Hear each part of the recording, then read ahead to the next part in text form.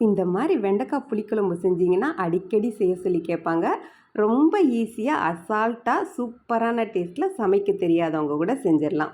இது செய்கிறதுக்கு ஒரு எலுமிச்சை சைஸ் அளவுக்கு புளி ஊற வச்சுருக்குறோம். உங்களோட புளிப்புக்கு ஏற்ற மாதிரியும் நம்ம யூஸ் பண்ணுறோட புளியோட தரத்தை பொறுத்தும் புளிப்பு கூடுதல் குறைவாக இருக்கும். அதுக்கேற்ற மாதிரி நீங்கள் ஊற வச்சுக்கோங்க. இப்போது மண் சட்டி எடுத்துருக்குறோம். 2 டேபிள் ஸ்பூன் எண்ணெய் சேர்த்துருக்குறோம். எண்ணெய் சூடானதும் 1 டீஸ்பூன் கடுகு உளுந்து சேர்த்துக்கோங்க. கடுகு நல்லா பொரிஞ்சு வரட்டும். கடுகு வெடித்ததும் 1/4 டீஸ்பூன் அளவுக்கு வெந்தயம் சேர்த்துருக்குறோம். இதுக்கப்புறம் பொடுசாக கட் பண்ணி வச்சுருக்கிற சின்ன வெங்காயம் சேர்த்துருக்குறோம். ஒரு 15லேருந்து 20 சின்ன வெங்காயம் வரைக்கும் சேர்த்துக்கோங்க. 1/4 டீஸ்பூனை விட கம்மியாக பெருங்காயத்தூள். இதை நல்லா வதக்கி விட்டுட்டு நம்ம கட் பண்ணி வச்சுருக்கிற வெண்டைக்காவை இது கூட சேர்த்துருக்குறோம். 100லேருந்து 150 கிராம் வெண்டைக்காய் சேர்த்தாலேவும் 4 பேர் தாராளமாக சாப்பிட்லாம்.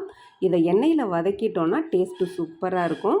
இந்த புளிக்குழம்புல நம்ம தக்காளி எதுவுமே சேர்க்க போகிறதில்ல.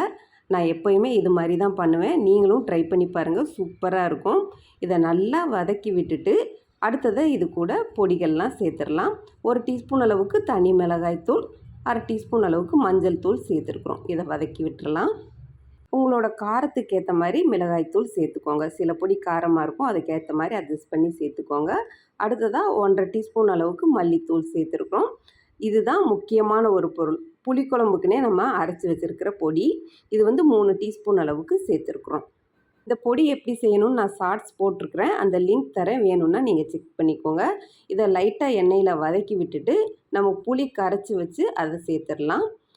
புளிப்பு உங்களோட டேஸ்ட்டுக்கு ஏற்ற மாதிரி அட்ஜஸ்ட் பண்ணிக்கோங்க. உப்பும் உங்களோட டேஸ்ட்டுக்கு ஏற்ற மாதிரி சேர்த்துக்கோங்க. இதை நல்லா மிக்ஸ் பண்ணி விட்டுறலாம். அடுத்தது உங்களுக்கு தேவையான அளவு தண்ணி சேர்த்துக்கோங்க. இந்த பொடி சேர்த்ததுனால குழம்பு நல்லா திக்காகும். நான் 1/2 கப்லேருந்து 1 கப் அளவுக்கு நம்ம தண்ணி சேர்த்துக்கலாம். நான் 3/4 கப் அளவுக்கு சேர்த்துருக்குறேன். இதை நல்லா மிக்ஸ் பண்ணி விட்டுட்டு மூடி போட்டு 5 நிமிஷம் நல்லா கொதிக்க விட்டுறலாம். பாருங்கள், கலர் மாறிடுச்சு, வெண்டைக்காய் நல்லா வெந்துருச்சு. எனக்கு எப்போயுமே புளிக்குழம்புல வெல்லம் சேர்க்குறது பிடிக்கும், அதனால் நான் வெல்லம் சேர்த்துருக்குறேன். உங்களுக்கு வேண்டான்னா நீங்கள் தவிர்த்துக்கலாம். இதை விட கொஞ்சம் ஜாஸ்தியாக சேர்க்குறப்ப இன்னும் டேஸ்ட்டு சூப்பராக இருக்கும். புளிப்பு, இனிப்பு, உப்பு, காரம் அந்த மாதிரி ஒரு அட்டகாசமான டேஸ்ட்டில் இருக்கும். லாஸ்ட்டில் கருவேப்பிலை சேருங்க, வாசனையும் டேஸ்ட்டும் சூப்பராக இருக்கும். 2 டேபிள் ஸ்பூன் நல்லெண்ணெய் சேர்த்துக்கோங்க. புளிக்குழம்புல நல்லெண்ணெய் சேர்க்குறப்ப டேஸ்ட்டு ரொம்ப நல்லாயிருக்கும். இதை நல்லா மிக்ஸ் பண்ணி விட்டுட்டு ஆஃப் பண்ணிடலாம். அவ்வளோதான், சூப்பர் டேஸ்ட்டான ஒரு புளிக்குழம்பு ரெடி.